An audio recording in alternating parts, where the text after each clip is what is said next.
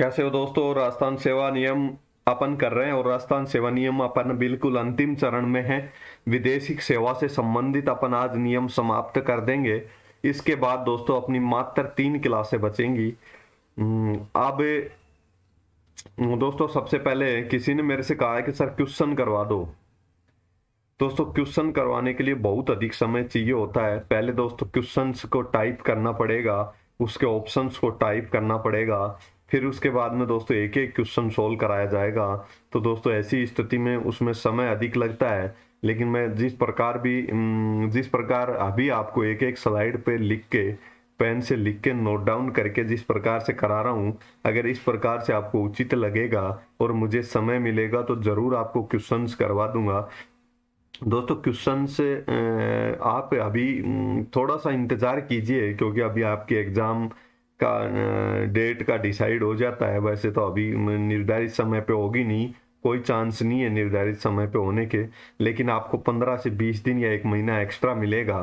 तो दोस्तों इससे ज़्यादा समय नहीं मिलेगा, तो 15-20 दिन से आप अपनी तैयारी तो रेगुलर रखें। लेकिन दोस्तों अपन करवाने का प्रयास करूंगा अगर हो पाएगा तो। लेकिन दोस्तों मेरे को समय कब मिल पाता है और उसमें तो तिगुना समय लगता है। पहले टाइप करके स्लाइड तैयार करूंगा, फिर उसके बाद ऑप्शंस तैयार होंगे, फिर मैं आपको सोल्व कराने के लिए आऊंगा, तो उसमें दोस्तों ज़्यादा समय लगता है। और एक क्वेश्चन था दोस्तों ट्रेनिंग के समय में किसी को अवकाश मिलेगा या नहीं मिलेगा। तो दोस्तों अवकाश, पहली बात तो नियम संख्या 59 क्या कहता है कि अवकाश अधिकार नहीं है। अवकाश अधिकार नहीं है तो उच्च अधिकारियों पे डिपेंड करेगा वो छुट्टी देते हैं नहीं देते। दूसरा दोस्तों डिपेंड करता है किस प्रकार की ट्रेनिंग है। अगर पुलिस सेवा की ट्रेनिंग है तो दोस्तों अवकाश नहीं मिलता है। परीक्षा के लिए अवकाश आप सवैतनिक अवकाश जो आपको मान लीजिए 15 दिन, या शिक्षा विभाग में है तो अन्य विभाग में विश्रामकालीन विभाग के अंदर उन अवकाशों को लेकर के जा सकते हैं। आप परमिशन लेकर जाएंगे तो परीक्षा दिन प्रशिक्षण काल हो या फिर ट्रेनिंग काल हो, कि आप सीधे परीक्षा के लिए ये अवकाश मांगेंगे तो पहली बात तो अवकाश अधिकार नहीं है, दूसरा आपको अवकाश नहीं मिलेगा। तो दोस्तों ये हुई स्थिति अवकाश के बारे में। बाकी तो परिस्थितियों पर निर्भर करता है किस प्रकार का अवकाश है, किस प्रकार की ट्रेनिंग चल रही है, तो उन सब पे डिपेंड करता है। तो दोस्तों ऐसा क्वेश्चन पूछेगा नहीं आपसे, टेंशन ना ले, बिल्कुल नहीं पूछेगा। और सीधे सीधे क्वेश्चन पूछेगा आपसे, एक एक पॉइंट से उठा उठा के सीधे सीधे क्वेश्चन, डायरेक्ट क्वेश्चन पूछेगा। आपका अगर पढ़ा हुआ है, आपका याद किया हुआ है तो आप तो आंसर दे पाएंगे, समझा हुआ है तो भी आप आंसर दे पाएंगे। तो दोस्तों ये तो हुआ अपनी अनावश्यक बात है। अब दोस्तों नियम संख्या 151 से लेके 157 तक आज मैं इस क्लास में करवा देता हूँ। उसके बाद विदेश सेवा समाप्त हो जाएगी और उसके बाद 3 क्लासें और बचेंगी। कोशिश करता हूँ और फिर अपन question paper, previous year question paper तीनों सोल्व करेंगे। उसके अलावा एचएम के एग्जाम में जो भी क्वेश्चन आए हुए हैं अब तक वो भी सोल्व करेंगे। तो दोस्तों अब आप स्क्रीनशॉट ले ले, पेज नंबर 1, 2, 3, 4 और 5।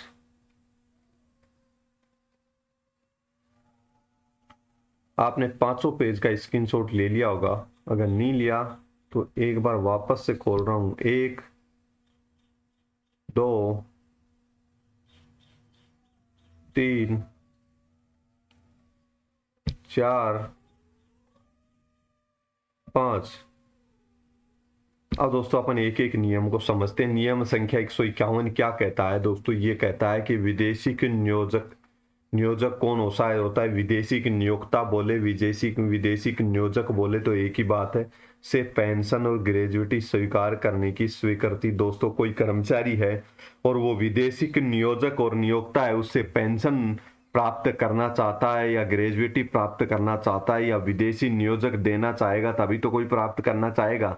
तो विदेशी की नियोजक की भी सहमति है, कर्मचारी की भी सहमति है, तब भी विदेशी की नियोजक की सहमति और स्वीकृति के बावजूद, कर्मचारी की स्वीकृति के बावजूद पेंशन और ग्रेजुएटी विदेशी एक नियोजक से प्राप्त नहीं कर सकता, क्योंकि वो स्थायी कर्मचारी तो राज्य सरकार का है, वो तो प्रतिनियुक्ति पे जाता है वहां।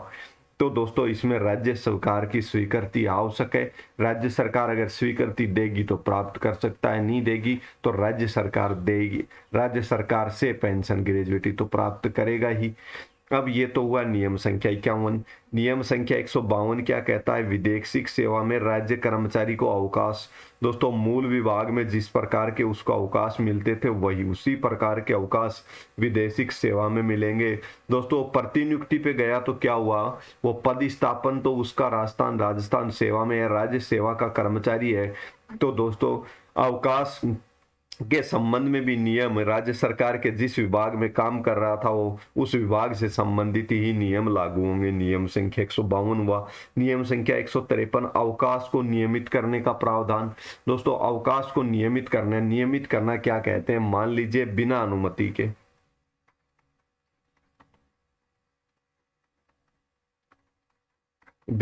के लिए कोई कर्मचारी 15 दिन अनुपस्थित रहता है, 15 दिन बिना अनुमति के कोई कर्मचारी क्या रहता है? अनुपस्थित रहता है। तो उससे क्या लिया जाएगा? नोटिस दिया जाएगा उसको। नोटिस देने के बाद वो जवाब देगा। अगर जवाब से क्या होगा? संतुष्ट होगा। कौन? सक्षम प्राधिकारी।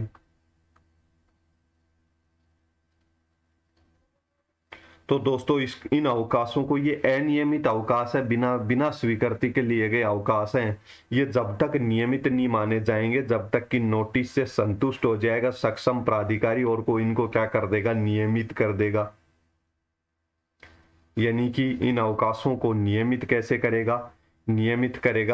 अवकाशों को नियमित कैसे करेगा वो? जैसे 15 दिन के अवकाश उसको सवैतनिक अवकाश दे देता है। कारण से संतुष्ट हो गया और उसने कह दिया ठीक है आपको सवैतनिक अवकाश में आपके में चढ़ा दिया जाता है। सवेतन अवकाश या फिर अर्धवेतन, 15 दिन के आपके अर्धवेतन आपके अब जवाब से संतुष्ट हो गया तो आपके अवकाशों को नियमित कर सकता है। यानी कि आपके अवकाशों को एक तरह से ये कर सकता है, लीगल कर सकता है, वैध कर सकता है कि ठीक है आप सही गए थे, कोई दिक्कत नहीं है। अगर संतुष्ट नहीं होगा तो नियमित नहीं करेगा तो वो असाधारण अवकाश हो जाएगा। क्या हो जाएगा? असाधारण अवकाश।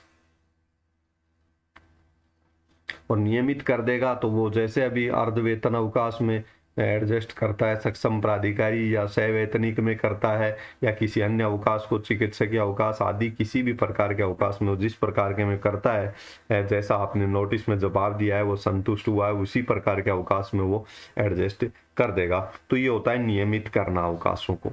अवकाशों को नियमित करना क्या है कि बिना अनुमति के अवकाश पे चला गया, नोटिस मिला, अधिकारी कारण से संतुष्ट हो गया तो दोस्तों वो नियमित कर देगा। यानी कि एक तरह से अनुमति दे देगा, ठीक है यार आप गए थे, सही गए थे, कोई दिक्कत नहीं है। अगर आपसे के जवाब से संतुष्ट नहीं हुआ, अनावश्यक रूप से गए तो वो आपके असाधारण अवकाश में चढ़ा देगा। तो दोस्तों नियमित करने के प्रावधान विदेशी नियोक्ता से परामर्श करके निर्धारित किए जाएंगे अवकाश का। अब नियम संख्या 154 क्या कहता है? राजस्थान राजकीय सेवा में पदोन्नति। दोस्तों राजस्थान राज्य सरकार की सेवा में जहाँ कर्मचारी कार्य कर रहा है वहां पे उसका प्रमोशन हो गया, ऊपर वाले पद पे उसका क्या हो गया? प्रमोशन हो गया और वेतनमान पदोन्नति वाले पद के समान मिलेंगे उसको। तो वो विदेश सेवा में गया हुआ है तो भी उसको वेतन पदोन्नति वाले पद के समान उसको वेतनमान मिलना प्रारंभ हो जाएगा। मान लीजिए विदेश सेवा में गया हुआ है कोई कर्मचारी, आरएएस विदेश सेवा में गया है, आईएएस में उसका क्या हो गया? प्रमोशन हो गया। तो दोस्तों उसको विदेश सेवा में जिस दिन राज्य सरकार में उसका प्रमोशन होगा उसी दिन से उसको वेतन और भत्ते किस आईएएस के समान मिलने लग जाएंगे। तो दोस्तों ये नियम क्या कहता है? नियम संख्या 154 कहता है राजकीय सेवा में अगर किसी कर्मचारी की यहाँ पदोन्नति हो गई तो वेतनमान पदोन्नति वाले पद के समान ही उसको वेतनमान मिलेंगे। नियम संख्या 155 लौटने की तारीख कब मानी जाएगी? दोस्तों जिस दिन विदेश सेवा से आकर के अपने पद पर पदभार ग्रहण करता है, यानी कि जिस दिन आकर के रजिस्टर में वहाँ यहाँ पर राज्य सेवा में हस्ताक्षर करेगा, जिस दिन से ड्यूटी पे आएगा उस तारीख से वो लौटने की तारीख मानी जाएगी उसकी विदेश सेवा से। नियम संख्या 156 क्या कहता है? दोस्तों राज्य सेवा के पदभार ग्रहण वेतनमान बंद। जिस दिन यहाँ के रजिस्टर में साइन कर देगा राज्य सेवा में उसी दिन से विदेशी नियोक्ता से वेतनमान मिलना बंद हो जाएगा। और नियम संख्या 157 क्या कहता है नियमित संस्थापन के मामले में। दोस्तों ये नियम संख्या 57 वैसे किसी भी बुक में या नोट्सों में से आपको थोड़ा सा समझने में दिक्कत आ रही होगी, थोड़ा सा कॉम्प्लेक्स है, लेकिन मैं समझा रहा हूँ, ध्यान से सुनिएगा। नियम ये आपको पढ़ने में नोट्स में प्रॉब्लम करेगा दोस्तों नियम, मुझे पता है। नियमित संस्थापन के मामले में क्या किया जाएगा, नियम संख्या 157 कहता है, मान ले कोई कर्मचारी क्या है, राम अपना एक कर्मचारी है, कहाँ का है, राज्य सेवा में है। ये कहाँ चला गया, प्रतिनियुक्ति पर।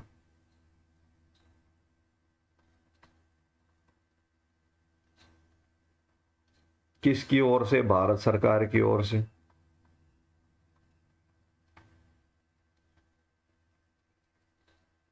कहाँ चला गया, अमेरिका।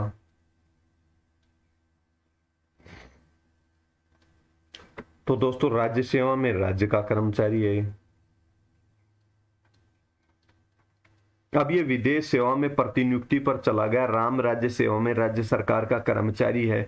लेकिन दोस्तों अब राज्य सरकार को क्या करना पड़ता हो, राज्य सरकार जो है उसको इसकी जगह अन्य कर्मचारी की व्यवस्था करनी पड़ती हो, अस्थायी कर्मचारी लगाना पड़ता हो या अन्य किसी कर्मचारी को लगाना पड़ता हो। विदेश सेवा में ये चला गया, इसके स्थान पर किसी अन्य इस नियमित संस्थापन यानी कि ऐसे पद पे है जहाँ पे नियमित रूप से एक व्यक्ति की जरूरत है, ये ऐसे पद पे लगा हुआ है यहाँ पे राज्य सेवा में, और ये विदेश सेवा में प्रतिनियुक्ति पर चला गया, तो राज्य सरकार यहाँ पे किसी न किसी कर्मचारी की व्यवस्था करेगी, तो अस्थायी रूप से लगाएगी, अन्य किसी कर्मचारी को यहाँ प्रतिनियुक्ति पर लगाएगी।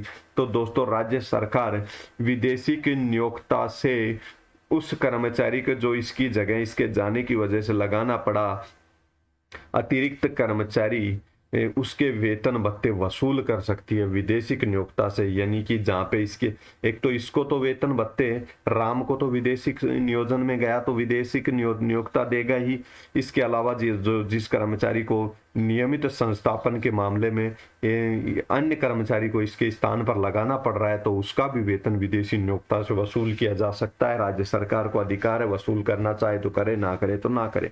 नियम संख्या 157 तक आज की क्लास में इतना ही। धन्यवाद दोस्तों, 3 क्लासें बची हैं और अपन क्वेश्चंस करेंगे। दोस्तों आप क्वेश्चन पेपर्स को हल्के में ना लें, क्वेश्चन पेपर्स के बारे में आपको मैं बता रहा हूँ, पीछे के क्वेश्चन पेपर्स में से वहां पे आपको यों के यों क्वेश्चन मिलेंगे, यों के यों 4 से 5 क्वेश्चन यों के यों। दोस्तों 25 क्वेश्चन अपनी एग्जाम में आ रहे हैं, और अगर आपको प्रीवियस ईयर